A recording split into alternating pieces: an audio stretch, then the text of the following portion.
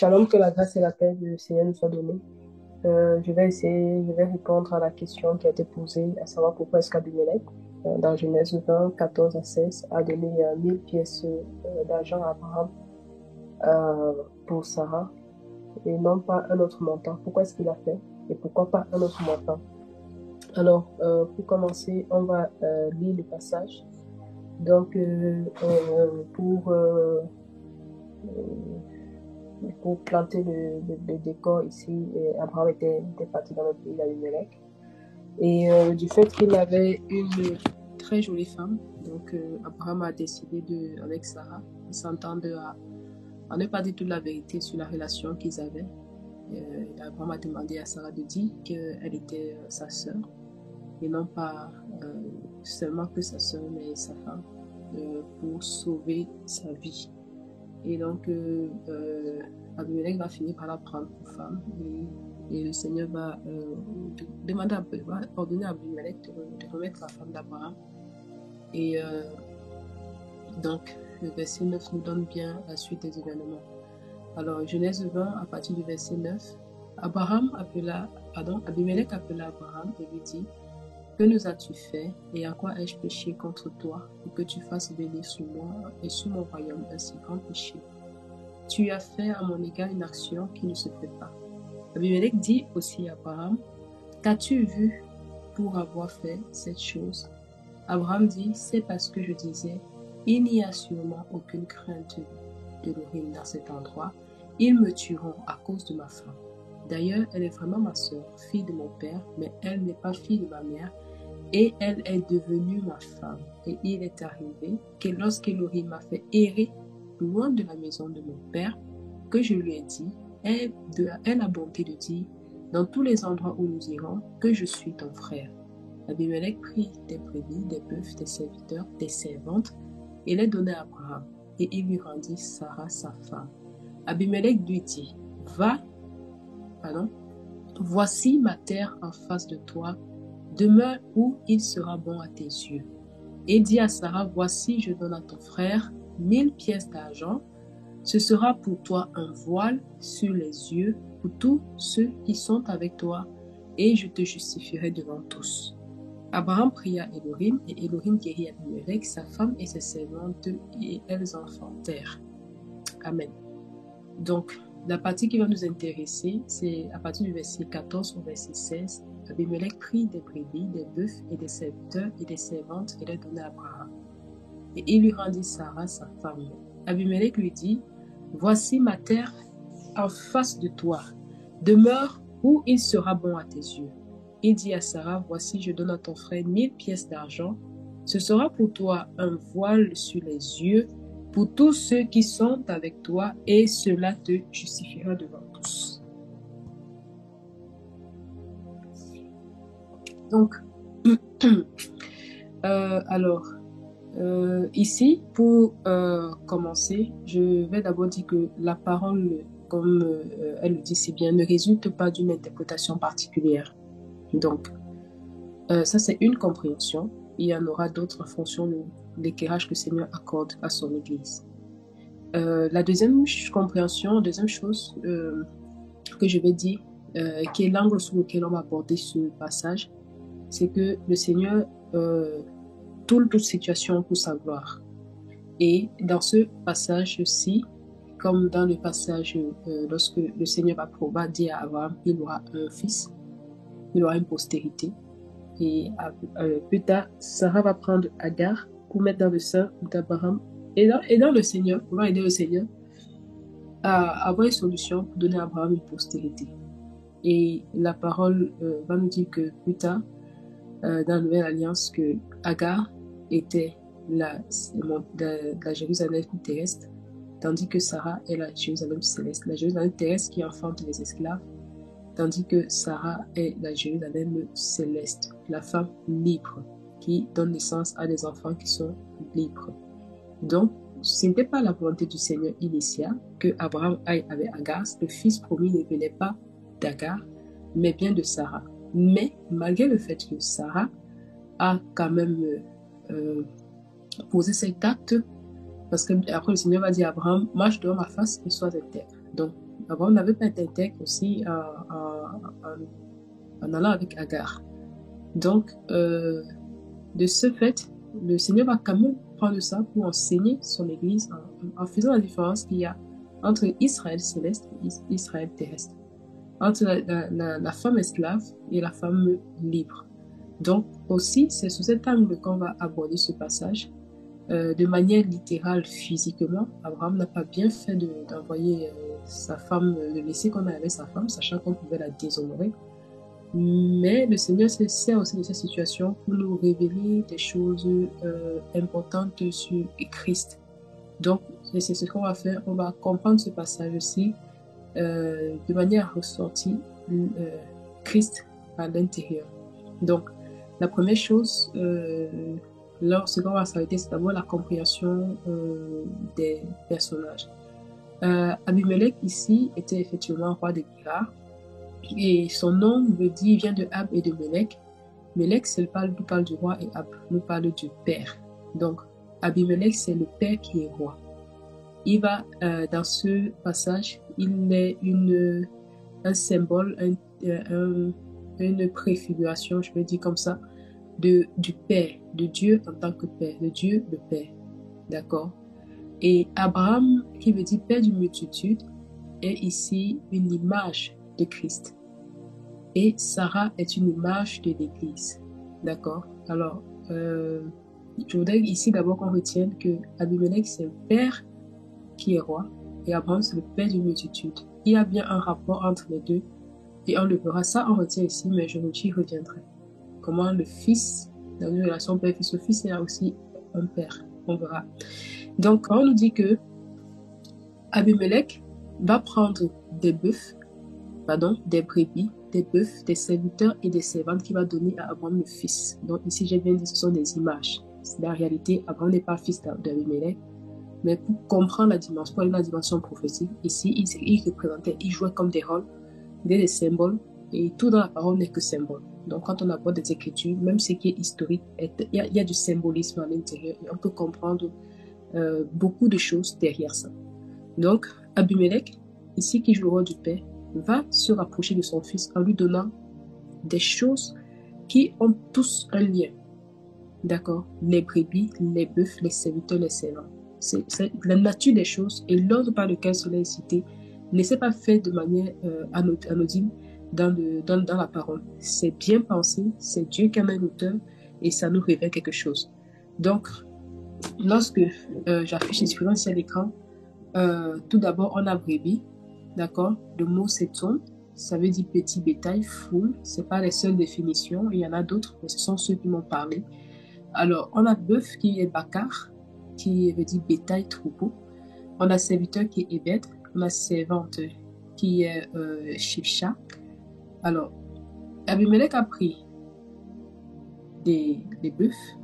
D'accord? Il a pris les bœufs, des brebis, premièrement, et ensuite les bœufs. Donc on est d'accord que lorsqu'on parle de petit bétail et de bétail ou traduit par gros bétail, on est bien d'accord que de brebis à bœuf ici, dans les définitions, il y a une augmentation, il y a un effet d'augmentation. Et ça préfigurait le ministère de Christ. Donc, la parole nous dit premièrement que le Père va prendre des brebis qu'il va donner à son fils. D'accord? Et on voit bien que lorsque le Seigneur a commencé à exercer, lorsque le Seigneur était même dans Matthieu 5, on voit comment la foule venait le voir. Donc, on a plusieurs passages qui nous parlent de la foule, ou bien d'une foule qui venait voir Jésus. On a Matthieu 14, 14, on a Jean 12, 17 et 19, on a Jean 5, verset 13. Donc, on va lire que Jean 5, verset 13. Donc, mais celui qui avait été guéri ne savait pas qui c'était, car Yehoshua, Jésus, s'était échappé du milieu de la foule qui était en ce lieu. Donc, ici, on nous parle de ceux qui étaient là où Jésus avait opéré le miracle. On nous parle ici, on nous dit que c'était la foule. Et on voit bien que brebis, dans une de ses définitions, veut dire une foule. D'accord? Et donc, le père envoie d'abord les brebis à Abraham. Et comme si ça ne suffisait pas, il joint les bœufs. Et les bœufs ici, ça nous parle de l'augmentation, de pichon, d'accord? De l'augmentation.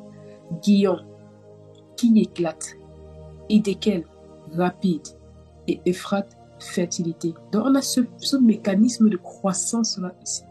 Et on verra par quel mécanisme, effectivement, le Père a fait croître le Fils pour le faire passer d'une foule qui le suivait à bœuf. Donc, Jean 6, le verset 4 et 5 nous dit, oh, la Pâque des Juifs était proche. Et Yahushua donc, ayant levé ses yeux et voyant quoi? Une grande foule venait à lui, dit à Philippe, où achèterons-nous des pains afin que ces gens aient à manger?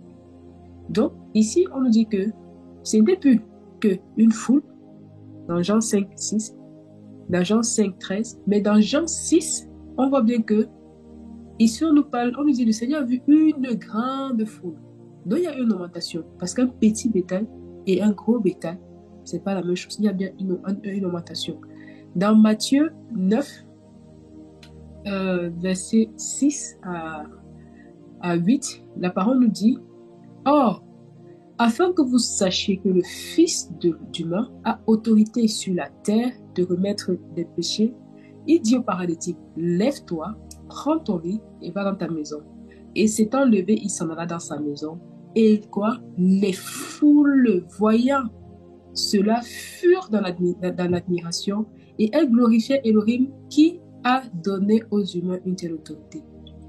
Donc, on ne parle plus ici d'une grande foule, ni d'une foule, mais on nous parle ici des foules qui suivaient Jésus.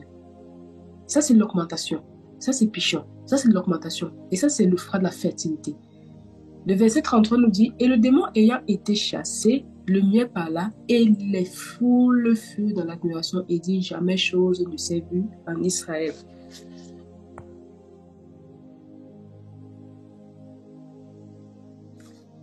Jamais chose ne s'est vue. Il s'agit de l'augmentation. Donc,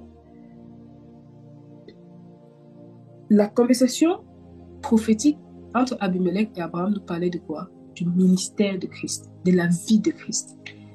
De la vie de Christ. On verra plus tard qu'effectivement, les brebis que le Seigneur avait, c'est le Père qui les a données. Donc, mais d'abord, parlons d'abord du mécanisme par lequel le Seigneur a multiplié le troupeau pour qu'il passe de petit bétail à gros bétail. Ici, je parle pas en termes de nature, c'est-à-dire la nature d'un brebis, la nature d'un bœuf. On n'est pas dans la définition française, on est bien au-delà. On n'est pas des termes français, on est vraiment bien au-delà. Donc, brebis veut dire toi. Ça nous parle du Tzadé, du Aleph et du Nun. Ok? Du Tzadé, du Aleph et du Nun. Et ceci nous parle de la consécration. De la consécration et de la vie d'obéissance que Christ devait montrer, que Christ devait avoir pour que le Père puisse déjà lui confier une foule et ensuite pour que le Père lui fasse passer par le nom de la fertilité, la fécondité, le chiffre 50, la Pentecôte, lui fasse passer de brebis ou bien de seuls aux disciples qu'il encadrait, aux apôtres et aux disciples de tout, et ensuite des foules et des grandes foules et des foules. Donc, Luc 2, 52 nous dit que Jésus grandissait en sagesse, en stature et en grâce. Donc, il y a d'abord ce côté-là, au niveau de la consécration, l'adoration, on recherche le Seigneur, cherche à grandir en sagesse, en stature, c'est-à-dire au niveau du caractère, à porter des fruits, et ainsi le Seigneur va activer sa grâce. Donc, la parole nous dit dans Hébreux 5, verset 5, c'est un passage qui nous montre vraiment ces trois dimensions-ci à la fois. La Bible nous dit que de même aussi, le Mashiach ne s'est pas glorifié lui-même d'être fait grand prêtre, mais par celui qui a dit, c'est toi qui es mon fils, je t'ai engendré aujourd'hui. Comme il lui dit aussi dans un autre endroit, tu es prêtre pour l'éternité selon l'ordre de Melchisédek. D'accord? Tu es prêtre pour l'éternité selon l'ordre de Melchisédek. Ici, là, ça nous parle de quoi? De Aleph et du Tzadé. Le Tzadé, c'est l'adoration. Le Aleph, c'est le fait d'être serviteur. C'est le fait de l'obéir. C'est le fait de se soumettre à la volonté du Père, de chercher la volonté du Père. Il dit, Seigneur, voici entre tes mains est un vase utile. façonne-moi comme tu veux, fais de moi ce que tu veux, je me soumets à toi. L'adoration, c'est le style de vie. Et la parole nous dit ici que, au verset 6 de Hébreux 5, comme il lui a dit dans un endroit, tu es prêtre pour l'éternité selon l'ordre de Melchisédek. Tu es prêtre. Vous savez que tu t'es consacré à la prêtrise. Ça nous montre le Aleph et le Tzadé de brebis.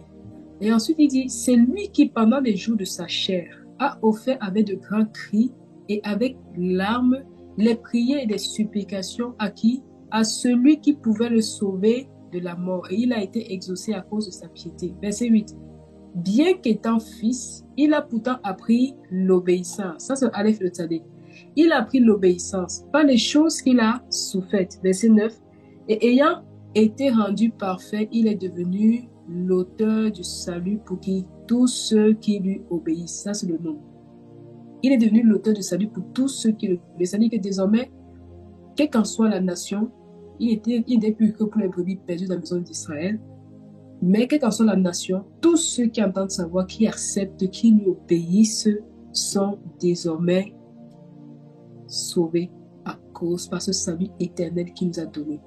Donc, parce qu'il s'est consacré, parce qu'il n'a pas refusé d'être brisé, d'être blessé, d'être appelé, d'être un homme de douleur, habitué à la souffrance, il n'a pas refusé de passer par le chemin par lequel le Père le lui imposait. Alors le Père a jugé bon de faire quoi? De l'augmenter.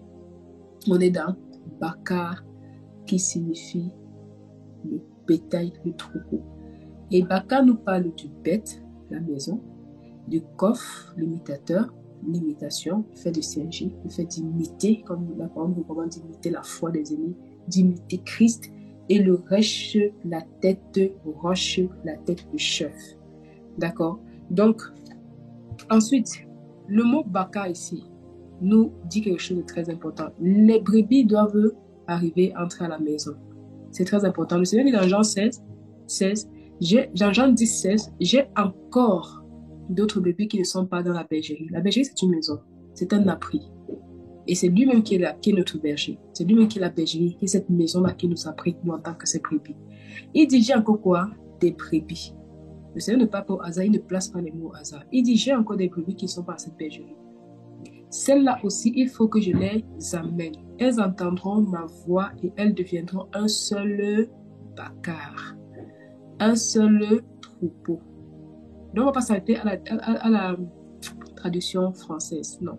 On va comprendre un peu au-delà dans la compréhension hébraïque pour comprendre la pensée. D'accord? Parce que la Bible n'a pas été écrite en français pour dire que le sens des mots était pleinement pensé. Elle est écrite en hébreu. En français, on a juste une traduction, une équivalence. Enfin, ça peut être un peu faible.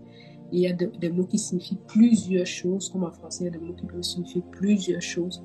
Mais quand je dis quelqu'un est mon père, quelqu'un est un père pour moi, ça veut dire que ça peut être ton géniteur. Ça peut être quelqu'un qui a justement donné le rôle de père, mais qui n'est pas ton géniteur, non? Ça veut dire que si on veut essayer de traduire, de comprendre, il faut encore trouver le contexte dans lequel le mettre pour que ça puisse calibrer bien. Donc, on va pas s'arrêter là, c'est ça qu'on va essayer de comprendre un peu derrière les mots pour voir un peu la portée, d'accord, pour essayer de comprendre ce que le Seigneur a voulu nous dire sur différentes facettes. Et donc, ici, le Seigneur nous dit qu'il a des brebis et il va partir chercher ses brebis pour que ces brebis deviennent quoi? Un seul troupeau. Et il n'y aura qu'un seul berger. Donc,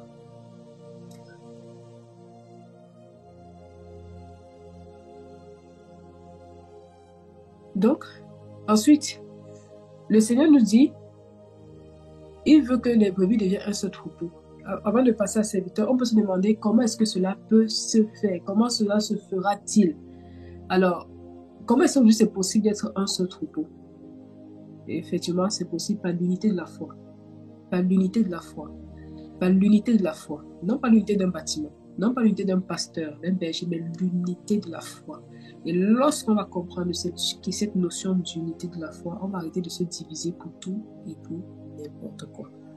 Donc, le Seigneur dit dans Galates 3, versets 6 à 28, « Car vous êtes tous fils de Dieu par la foi en Jésus-Christ. » Vous êtes tous fils de Dieu par la foi en Jésus-Christ. Vous tous qui avez été baptisés en Christ, vous avez revêtu Christ. Il n'y a plus ni juif, ni grec. Il n'y a plus ni esclave, ni libre, il n'y a plus ni homme, ni femme, car tous vous êtes un en Jésus-Christ. Donc les brebis deviendront un seul troupeau, qu'on soit au nord, au sud, à l'est ou à l'ouest, qu'on ne se soit jamais vu, qu'on écoute des pasteurs différents et tout. Le Seigneur rassemble son troupeau par l'unité de la foi et non pas par l'unité des éclairages que chacun a compris. Moi, je paye la dîme, lui ne paye pas la dîme. C'est une cause de division. Moi, je crois en Trinité, moi, je crois à l'unité, c'est une cause de division. Ce n'est pas ce que le Seigneur enseigne dans sa parole. Il dit que nous sommes un en Jésus. D'accord? Des gens qui ne payent pas la dîme aujourd'hui ont payé la dîme hier. Et ce n'est pas parce qu'ils payaient la dîme qu'ils étaient des faux chrétiens. Donc, il n'est pas compréhensible que parce qu'ils ne payent plus la dîme, ça va devenir maintenant un sujet de division.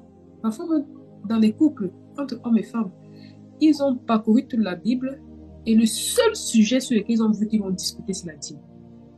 Ils n'ont pas vu qu'ils devaient discuter de l'amour, du pardon, de comment porter plus de fruits, de comment être tolérant, de comment s'aimer, de comment s'améliorer, de comment grandir en sagesse. Le seul sujet, quand chaque jour se voit là, qu'ils peuvent discuter, c'est la dîme, c'est la Trinité. Le seul sujet, c'est les offrandes. Tout ça, tout ce qui cause la division, ce sont les seuls sujets que beaucoup de chrétiens voient dans la parole. On doit essayer de voir plus rien. On doit essayer de voir plus rien. Ils ne voient pas autre chose. Or, le Seigneur nous dit qu'il nous unit et il a mis les ministères, les pasteurs, les prophètes, les évangélistes, les apôtres, pour l'unité, pour que les brebis parviennent à l'unité dans la foi, à l'unité. Ils deviennent un seul troupeau par la foi en Christ. Et non pas par rapport aux différentes compréhensions qu'on a les uns des autres. Chacun voit une façade du tabernacle. Donc, si tu n'as pas vu l'autre façade du tabernacle, ce n'est pas une raison pour te séparer de l'autre tant qu'on est unis autour du... Dans Éphésiens 4, le verset 11 nous dit, lui-même a donné les uns pour être apôtres, les autres pour être prophètes, les autres pour être évangélistes, les autres pour être pasteurs et docteurs, pour travailler au perfectionnement des saints, pour l'œuvre du service, pour l'édification du corps, jusqu'à ce que nous soyons parvenus à quoi? L'unité de la foi et de la connaissance du Fils de Dieu, à l'état d'homme parfait, à la mesure parfaite, à la mesure de la parfaite statue de Christ. Amen. Donc, voilà ce par quoi aujourd'hui le Seigneur fait de nous un seul troupeau. Donc, ensuite, avant de passer au serviteur, j'ai donc dit que le Fils a réellement reçu du Père les brebis. Donc, on est dans Jean 17, 24. Père, mon désir est que ce que tu m'as donné soit avec moi, là où je suis, afin qu'il contemple la gloire que tu m'as donnée, parce que tu m'as aimé avant la fondation du monde. Donc, on voit bien que le Fils, quand il priait, il était proche de la crucifixion, de la mort. Il dit, mon désir est que ce que tu m'as donné. Donc, on voit effectivement ici là que les brebis que Abraham devait avoir, ce sont les brebis que Abimelech lui a donné. Donc, comme j'ai bien dit que ici, je préfigure, ce sont les images Abimelech du père et Abraham du fils. Donc, on voit bien que les brebis qu'il a données, ce sont réellement les serviteurs que Dieu a donnés, ses enfants qu'il a donnés. Donc, l'unité de la foi. Le Seigneur enseigne aussi l'unité de la foi. La parole nous dit que dans Acte 8, verset 1, Saül était consentant à l'assassinat, c'est le verset d'Étienne, et en ce jour-là, une grande persécution survint contre l'assemblée de Jérusalem, et tous, excepté les apôtres, se dissipèrent dans les contrées de la Judée et de la Samarie. D'accord? Donc, on voit bien que le Seigneur, lorsqu'il a pris les disciples, c'était un petit nombre des apôtres. Il les a formés. Ok? Donc, du coup, il y en a qui sont devenus... il y en a... lorsqu'il y a Judas qui s'est égaré, il a été remplacé par Matthias. Donc, lorsque les disciples lorsque la persécution a survenu avec le décès d'Étienne, la parole nous dit que tous se sont dispersés, sauf les 12. Ils avaient vécu 3 ans ensemble, 3 années ensemble, et ils avaient tellement appris à être ensemble, ils s'étaient unis, ils avaient appris à se supporter que c'était devenu naturel pour eux de rester ensemble malgré la persécution. Les disciples étaient tellement unis que lorsque la persécution est survenue avec le décès, l'assassinat d'Étienne, la parole nous dit que tous se sont échappés sauf les 12 parce que parce que Christ leur avait appris à vivre ensemble, à se supporter, à s'aimer, qu'ils se sont dit, on reste à Jérusalem, quitte à ce qu'on meurt ensemble. On reste là pour faire l'œuvre, quitte à ce qu'on meurt ensemble. Donc, c'était aussi l'unité dans la foi. Ils étaient vraiment unis dans la foi. C'est pas qu'il n'y ait pas de défauts, qu'il n'y ait pas différentes compréhensions, différents aspects. Quand on lit les évangiles, on voit qu'ils ont eu chacun différents aspects. Mais ils sont restés centrales sur l'unité de la foi, sur ce que le Seigneur, le Maître, leur avait appris à s'aimer. Parce que c'est à l'amour qu'ils savaient les uns pour les autres qu'on devait les identifier en tant qu'enfants de Dieu et non pas leur capacité à prêcher et à faire des miracles. Alors, on va attaquer le côté de serviteur et de servante, c'est-à-dire Ebed, d'accord, et Shipsha. Alors ici, on ne va pas parler de serviteur et de servante comme étant deux sexes, mais on va parler ici comme étant deux différentes dimensions dans lesquelles le Seigneur voulait les amener.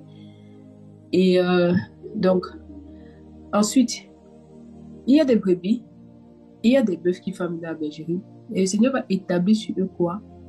Des serviteurs. Donc, ça montre les différents niveaux, comme je dis, de la mission de Christ. Donc, premièrement, il a les brebis, il devait les présenter la maison, les présenter le Christ, leur montrer comment devenir ses imitateurs, lui. Et maintenant, il devait établir sur ce troupeau-là quoi? Des serviteurs. De qui? De Ebed. Ça, c'est le premier mot, Aïm, qui est la source, la vision. Ça, c'est le deuxième mot. Le bête, la maison, et ça, c'est le Resh. Pardon, ça, c'est le Dalet. Dalet qui est la porte. Donc, ici, ça représente Christ. D'accord? Le Seigneur établit sur ses enfants des serviteurs qui doivent le présenter à son Église, qui doivent présenter Christ. C'est ça le but, qui doit présenter Christ. Et Christ lui-même, il a présenté le Père. Et lui aussi, il a demandé aux disciples de faire quoi? Il est dans le Saint-Esprit va venir, qu'est-ce qu'il va faire? Il va prendre ce qui est à moi, il va vous dire. Quand le Saint-Esprit va venir, il va rendre témoignage de moi. Donc, le serviteur est celui qui va présenter Christ, le salut. Christ, le salut. L'œuvre de la croix. Donc, le Seigneur dit dans Jean 15:15 que je ne vous appelle plus esclave ou bien serviteur, parce que le serviteur ne sait pas ce que fait son maître. Mais je vous appelle quoi? Mes amis, parce que ce que je vous ai fait connaître, parce que je vous ai fait connaître tout ce que j'ai appris de mon Père. Ce n'est pas vous qui m'avez choisi, mais c'est moi qui vous ai choisi et vous ai établi, afin que vous alliez et que vous produisiez du fruit et que votre fruit demeure, afin que tout ce que vous demanderez au Père à mon nom, il vous donne. Ce que je vous commande, c'est quoi? De vous aimer les uns les autres. Donc, comme je disais, ce sont les différents aspects du ministère de Christ. Après avoir eu le troupeau, il devait établir dessus des serviteurs. Et donc, un serviteur ici, il communique la vision. Ce qu'il faut qu'il fasse, c'est qu'il leur présente le Christ comme étant la bergerie, le refuge des brebis, et le Dalet, la porte par laquelle il faut passer, la conversion. D'accord? La porte, c'est la conversion. On ne peut pas espérer entrer dans la maison, dans la bergerie, si on ne veut pas rencontrer Christ. Il y en a qui se disent qu'ils ne vont pas rencontrer Christ, mais qu'ils vont quand même mourir, ils vont aller quelque part et quelqu'un va prier pour eux et de là ils seront sauvés. Ce n'est pas le principe du salut et ce n'est pas ce qu'un serviteur doit présenter. Un serviteur Ebed doit présenter la maison, la bergerie, doit présenter la porte par laquelle il faut passer qui n'est autre que Christ. Donc, toute personne qui prêche un message autre que ça n'a pas un serviteur de Dieu. Parce que voici ce que serviteur dans son essence veut dire. C'est-à-dire que quand le Seigneur t'appelle serviteur, il faut que ces caractères soient gravés en toi. Alors, on a la servante comme j'ai dit. Serviteur et servante, ça c'est deux dimensions dans lesquelles le Seigneur appelait ceux qu'il a établis à opérer. Donc, on a premièrement le Shin, qui nous parle de la dent, de la souffrance. Le P, qui nous parle de la bouche. On a le Ret, qui nous parle de la barrière. On a le hé. Donc ici, qu'est-ce que ça nous dit? Ça nous dit que le disciple, d'accord, le serviteur qui a cette vision, c'est quelqu'un qui doit accepter d'être façonné par le Seigneur. C'est quelqu'un qui doit accepter aussi la souffrance, la persécution. D'accord? Et c'est quelqu'un dont la bouche doit proclamer quoi? Doit proclamer la croix. C'est quelqu'un dont la bouche doit parler du Saint-Esprit. Donc, c'est quelqu'un qui, lorsqu'il ouvre sa bouche, ce n'est pas pour se présenter lui-même, mais c'est pour présenter quoi? La maison. C'est pour présenter Christ. Donc, quand elle établit ensuite des serviteurs et des servantes, servante ici, parce que pour féminiser un mot en hébreu, on ajoute très souvent le ré. Donc, ici, il faut voir que ce n'est pas le sexe qu'on a mis en avant, mais c'est cette dimension aussi de l'esprit. Ça veut dire que le serviteur établi qui a cette vision, pour l'accomplir, doit devoir laisser que le Seigneur le prise afin que le Saint-Esprit soit désormais celui qui l'utilise et soit désormais celui qu'il veut être utilisé par le Saint-Esprit. D'accord? Donc ça, c'est servante ici, c'est vraiment à comprendre vraiment de manière prophétique et non pas de manière physique. Donc ça, c'était la mission de Christian. Et si on voit bien, c'est vraiment ça. Parce que quand Christ est parti, il a donné cette vision-là d'aller de faire toutes les nations des disciples. D'accord?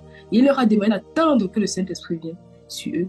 Et on a vu bien ce sont des gens qui ont travaillé dans beaucoup de persécutions et qui n'ont jamais cessé de proclamer Christ lui-même. D'accord? Donc, ça, c'était pour comprendre cette première partie où Abimelech va prendre des brebis, des bœufs et des serviteurs pour donner à Abraham. Alors, c'est très important, c'est pour comprendre les 1000 pièces-là. C'est très important de comprendre déjà ceci, d'accord? Donc, la parole nous dit ensuite que Abimelech prit des brebis, des bœufs et des serviteurs, des servantes, et il donna à Abraham. Et il rendit Sarah qui est sa femme. Et c'est fort ici. D'accord, on retient ça. Il va rendre Sarah sa femme. Et Abimelech lui dit, voici, ma terre est en face de toi. Demeure où il sera bon à tes yeux. Demeure où il sera bon à tes yeux. Ici, il donne possession d'un territoire. Tout lieu que foulera la plante de vos péchés vous le donne. Donc ici, il s'agit de comment conquérir et tout. Mais je ne vais pas m'attarder dessus ici. Demeure où il sera bon à tes yeux. Ensuite, le verset 16 nous dit, regardons quelque chose de vraiment un peu comme un contraste, ou bien quelque chose qui doit attirer notre attention, c'est que il va rendre Sarah sa femme. Mais le verset 16, il dit à Sarah, voici, je donne à qui? Il n'a pas dit ton mari, à ton frère, 1000 pièces d'argent. Je donne à ton frère 1000 pièces d'argent. Ce sera pour toi un voile sur les yeux pour tous ceux qui sont avec toi et cela te justifiera devant eux tous. D'accord? Donc, on a parlé ici de la mission. Maintenant, on dit que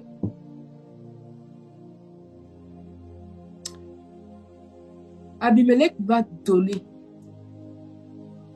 Il dit, voici, je donne. Le verbe donner ici, c'est Nathan.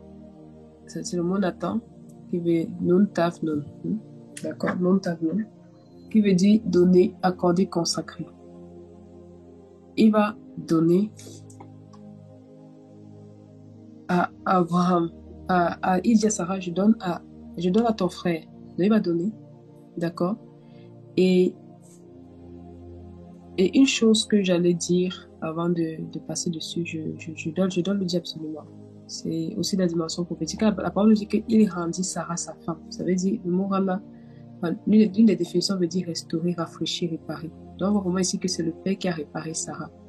Et c'est important de comprendre ça. Pourquoi? C'est important de comprendre ça parce qu'on a un cas similaire dans Genèse avec lorsque le Seigneur va dans Genèse former la femme. D'accord? Avant d'amener la femme vers l'homme, la femme était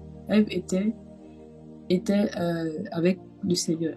Le Seigneur prétend de la préparer, de la façonner, de la modeler avant de l'amener à, à Adam.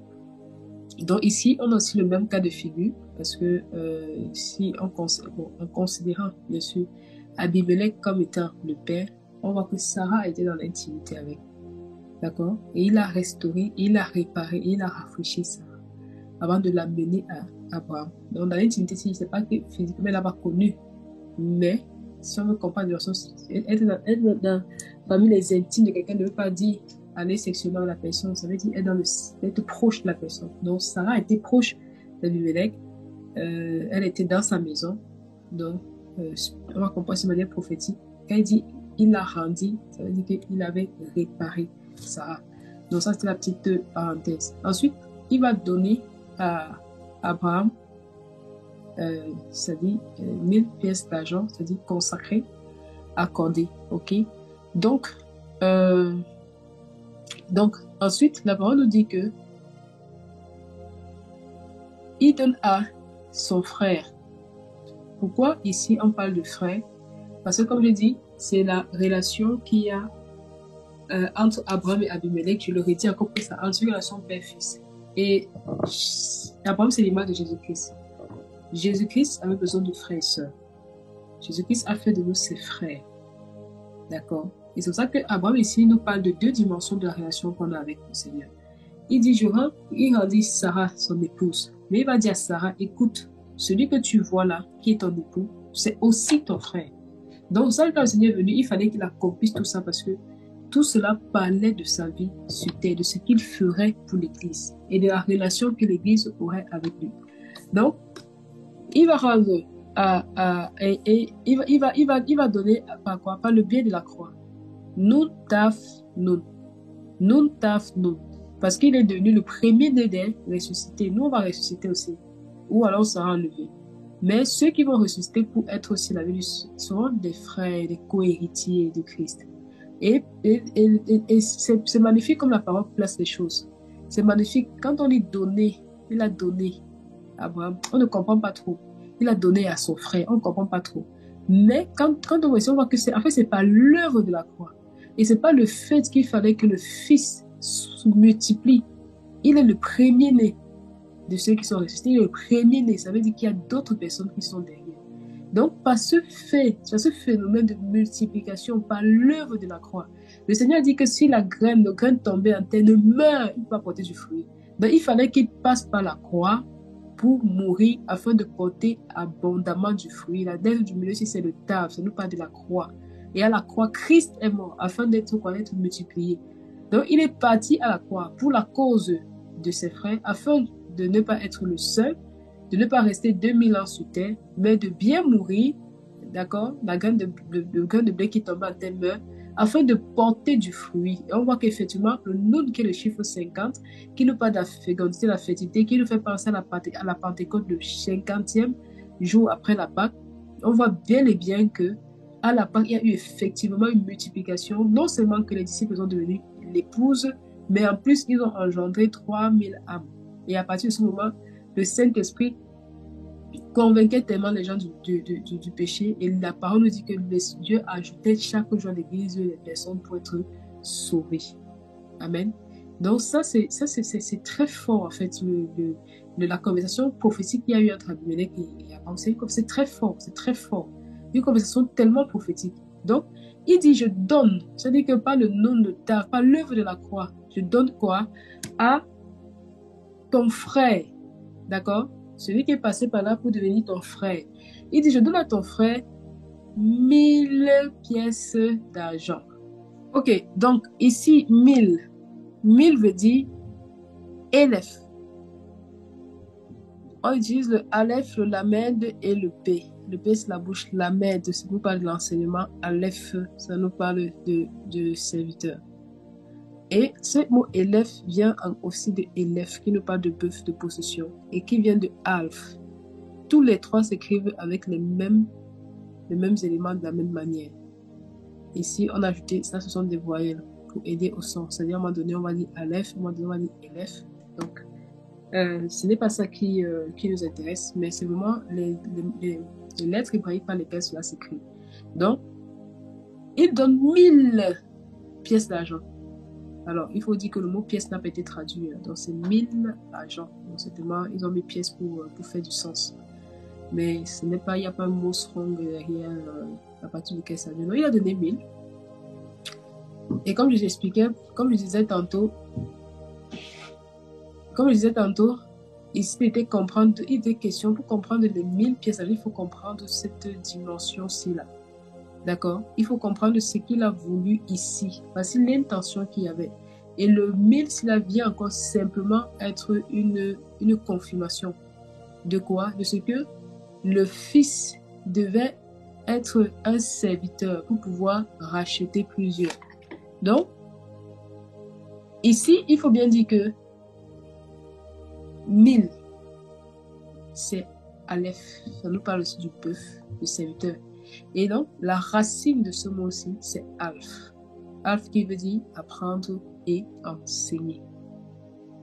Apprendre et enseigner. Ça veut dire que, voici ce qu'Abimelech disait à Sarah de manière littérale. J'ai appris à ton frère comment te couvrir. D'accord? Il dit, voici, je donne à ton frère 1000 pièces d'argent. Ce sera pour toi un voile. Donc ici, il disait 1000. Mais en fait, il est en train de dire ici que celui-ci que tu vois là, en plus d'être ton époux, qui est ton frère, je lui ai donné quoi? La capacité, je lui ai appris. Je lui ai enseigné. Il l'a appris. Il a été enseigné. Tu comment faire quoi? Comment te couvrir? Comment te couvrir? Donc, le mot couverture ici, ça nous parle de quoi? Déjà, je n'ai pas mis, mais chacun va vérifier. Le mot couvrir, c'est kesut, qui vient de kassa, qui veut dire couvrir, dissimuler. Et on a une occurrence dans Genèse 9, 23, lorsque Sem et Japheth vont faire quoi? Ils vont prendre le manteau, ils vont marcher à reculons pour couvrir la nudité de leur père. Est-ce qu'on comprend? Ça veut dire qu'Abimelech est en train de dire à Sarah que toi, tu es la personne que je vais racheter. D'accord? Et j'ai donné la capacité à mon fils, Abraham, de faire quoi? De te couvrir, de couvrir ta nudité. Et le phénomène par lequel le fils couvre notre nudité, bien sûr, ça passe par la croix. C'est quoi? Ça s'appelle la justification. Donc, Abimelech est dit ici à Abraham, j'ai donné à celui-ci, en tant que frère, la capacité de te justifier, de te couvrir, de couvrir ta nudité. Et ce principe est apparu depuis le jardin d'Éden. Lorsque l'homme et la femme ont péché, ils étaient tournés là. On nous dit que le Père a tué les animaux pour faire quoi? Pour fabriquer des tuniques et couvrir la nudité. Et couvrir la nudité. Donc, le fait que le Père a tué les animaux, ça permettait déjà d'ôter le péché. Mais ça ne suffisait pas. Il fallait qu'il se revête de Christ. Et c'est dans ceci qu'il dit qu'il donna 1000 pièces. Il donne 1000, par l'œuvre de la croix. Par l'œuvre de la croix, il verse son sang. C'est le même procédé que le Père a fait. Il a versé le sang des animaux pour qu'il y ait réconciliation. Mais cela ne suffisait pas comme démarche. Il fallait ensuite qu'il fasse quoi? Qu'il couvre le péché, qu'il couvre la nudité. Il couvre la nudité de qui? De Sarah. Il dit, celui-ci qui est ton frère, par l'œuvre de la croix, je lui donne ça, par l'œuvre de la croix, la capacité, les talents, l'argent c'est traduit par talent, par capacité, de faire quoi? De couvrir ta nudité. De couvrir ta nudité, Sarah. D'accord? Et une chose que je n'ai pas expliqué, c'est que une chose que je n'ai pas expliqué ici, dans ce verset-ci, que je vais expliquer là maintenant, c'est quoi? C'est que le verset 14 nous dit que, et tout le verset 14, c'est magnifique, c'est magnifique. Abimelech prit des brebis, voici brebis, on a dit que ça ne pas des ministères, ok? Des brebis, des bœufs, des serviteurs et des servantes. Il donna à Abraham et il rendit Sarah sa femme. D'accord? Lorsqu'on parle de Sarah sa femme, on parle de la dernière dimension par laquelle le Seigneur devait travailler pour aboutir à ça, c'était quoi l'épouse? Donc, il fallait que les brebis rentrent dans la bergerie et que le Seigneur, en face des serviteurs, C'est-à-dire qu'il leur communique une vision, qui se servent de la dimension de servante, c'est-à-dire de la dimension de la souffrance de l'esprit, pour les faire aboutir à quoi? À l'épouse. Parce que l'épouse est celle qui va se réjouir le cœur de son époux. L'épouse est celle qui va opérer dans une dimension beaucoup plus intime, d'accord, que le serviteur, lui n'a pas accès. C'est pour ça qu'il dit, je vous appelle plus mes serviteurs, parce que quand je vous appelle mes serviteurs, je ne vous ai pas fait connaître en fait tout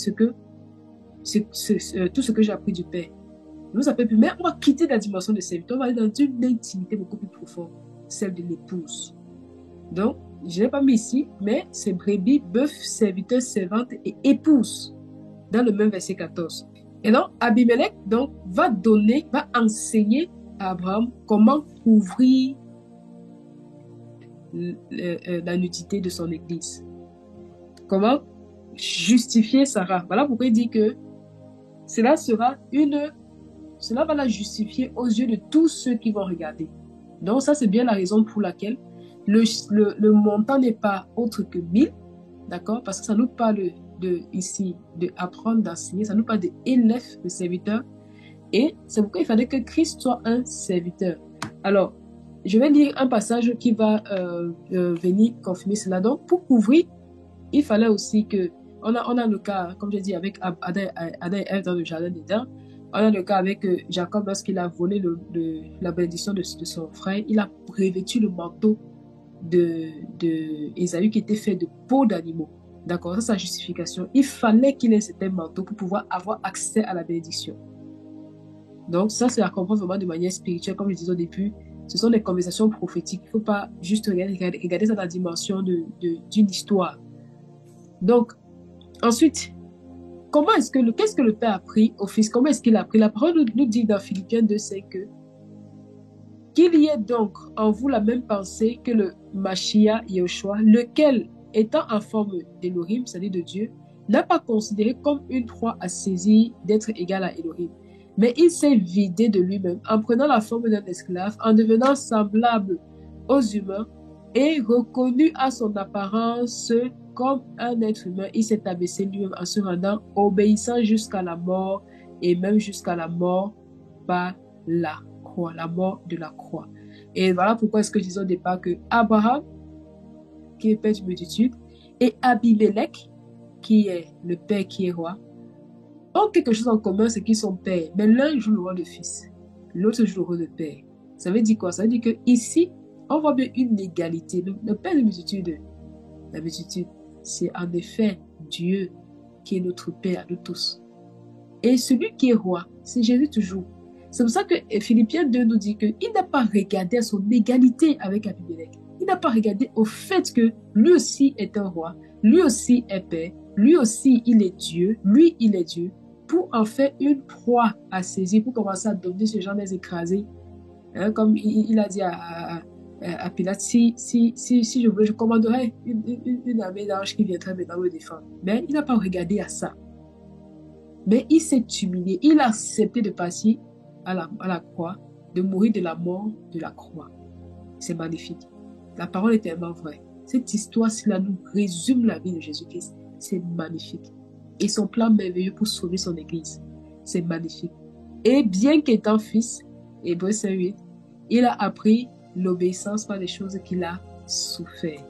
Voilà, donc, si je peux répondre, aux 1000 pièces que Abraham a donné qu'Abimelech a donné à Abraham. Et regardons comment c'est magnifique. C'est que la parole ne nous dit pas qu'il a donné cet argent-là à Sarah. Il dit, voici, il va voir Sarah. Il dit, hé Sarah, toi écoute, voici, je donne à ton frère la capacité. C'est lui qui a la capacité de te couvrir. Le voile, le voile, c'est la couverture. Il dit, je donne à ton frère la capacité de te couvrir, de dissimuler tes fautes. C'est magnifique. Tu donnes à ton frère la capacité de te couvrir. Et ce sera pour toi la justification. Donc, on s'approche de Christ, on s'approche du Seigneur, on est en relation avec le Seigneur à cause de ce qui nous a justifiés. C'est pour ça qu'on peut se tenir devant lui. Non pas à cause de nos propres œuvres. À chaque fois que tu vas prendre tes propres œuvres pour te couvrir avec, croyant que c'est par là que tu peux mériter quelque chose de Dieu, quand tu seras dans la présence de Dieu, ça éclatera. Tu vas te cacher. Peut-être tu ne te rends même pas compte. Au moins, Adam et Ève s'en étaient rendus compte. Et pour pouvoir paraître dans la présence du Seigneur, il fallait que le Seigneur leur sacrifie un animal et qu'il les couvre d'un vêtement qui pouvait tenir dans sa présence. Et ce vêtement-là n'est autre que Christ et Christ lui-même. Que le nom du Seigneur soit béni. Amen. Que le nom du Seigneur soit béni. La parole est merveilleuse, elle est belle, c'est un conte. Elle ne peut être que, cette parole n'est que divine. Parce qu'aucun homme ne peut écrire avec autant d'intelligence, autant de codes comme ça. Donc, cette parole est divine, elle nous a été révélée pour notre bien, pour révéler Christ. Aimons-la, attachons-nous à elle, elle est pleine de vie, elle est pleine de vie, elle est pleine de vie. Et sachant que celui qui peut nous couvrir, c'est le Seigneur. Celui qui nous aime, c'est le Seigneur. Celui qui peut nous vêtir, c'est le Seigneur. Et que notre amour pour lui augmente. Que notre amour pour lui augmente. Nous bénissons le nom du Seigneur. Que le Seigneur vous bénisse au nom de Jésus. Amen.